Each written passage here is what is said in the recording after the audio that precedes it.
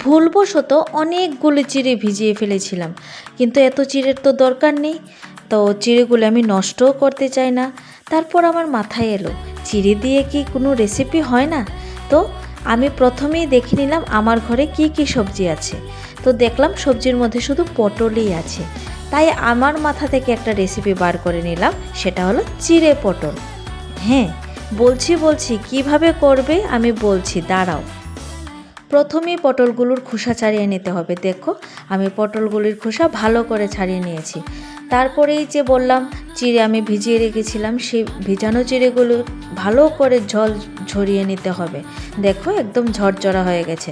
তারপর আসলো মশলার পালা। আমি কি কি দিয়েছি দেখো, 4-5টা কাঁচা লঙ্কা দিয়েছি, 2টো শুকনো লঙ্কা দিয়েছি, মৌরি দিয়েছি, 4 মগজ দিয়েছি, তারপরে এলাচ দিয়েছি, দারুচিনি দিয়েছি, 2টো কাজু বাদাম এবং 2টো কাঠবাদাম দিয়েছি।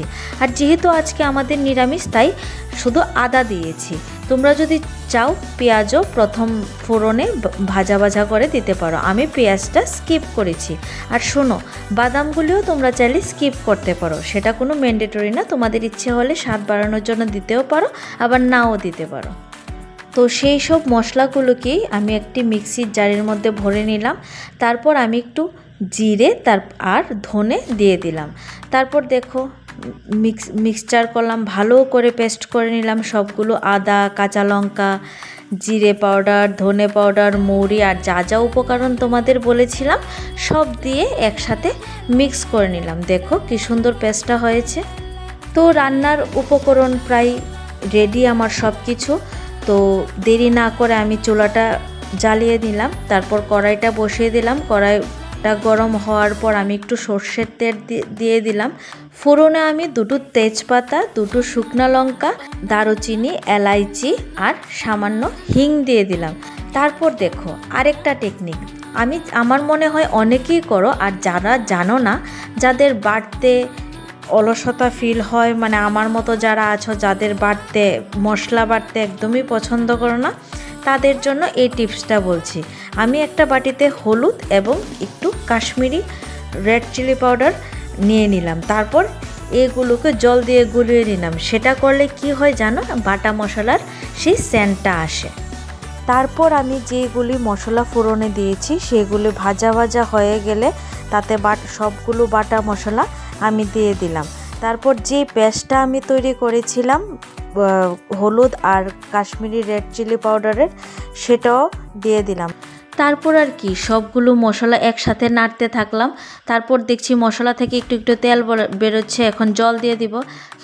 আর আমরা বাঙালি বস, আমরা কি অল্প মশলাও নষ্ট করব? তার জন্য মিক্সিং জারে যেগুলো মশলা লেগে আছে সেই জারটার মধ্যে জল ঢেলে ভালো করে নেড়ে সেই জলটা দিয়ে দিলাম। তারপর এই মশলাটা যখন ভালো করে হয়ে আসলো, তারপর এই মশলাটাতে আমি এই যে জল ঝরানো চিড়েটা দিয়ে দিলাম। তারপর ভালো করে নাড়তে থাকলাম। তারপর হঠাৎ মনে হলো আমার, আরে আমি তো পটলগুলোই ভাজিনি। তারপর তাড়াতাড়ি আরেকটা কড়াইয়ে বসালাম। প্রথমেই সেই কাজটা করা উচিত ছিল, কিন্তু আমি তো ভুলে গেছি। তাই আরেকটা কড়াইয়ে বসিয়ে তো এই পটলটিকে তোমরা কিভাবে কাটবে জানো, খোসা ছাড়িয়ে একটু চিড়ে নেবে, যাতে মশলাগুলো পটলের ভেতর ভালো করে ঢুকে। তারপর সেই পটলটিকে ভালো করে ভেজে আর কি সেই মশলার মধ্যে ভাজা পটলের তেল সহ ঢেলে দিলাম। তারপর আর কি রেডি আমার রেসিপি। শুধু নামানোর পালা। নামানোর আগে সামান্য একটু গরম মশলার গুঁড়া আর ঘি দিয়ে আমি নামিয়ে ফেললাম। তো কেমন লাগলো আমার চিড়ে পটলের রেসিপি? তোমরা বাড়িতে অবশ্যই ট্রাই করবে, আর ট্রাই করে কেমন হয়েছে আমাকে কিন্তু জানাতে ভুলো না। তো আরও সুন্দর রেসিপি পেতে আমার চ্যানেলটিকে ফলো করে রাখবে। ঠিক আছে, আজকের জন্য বাই।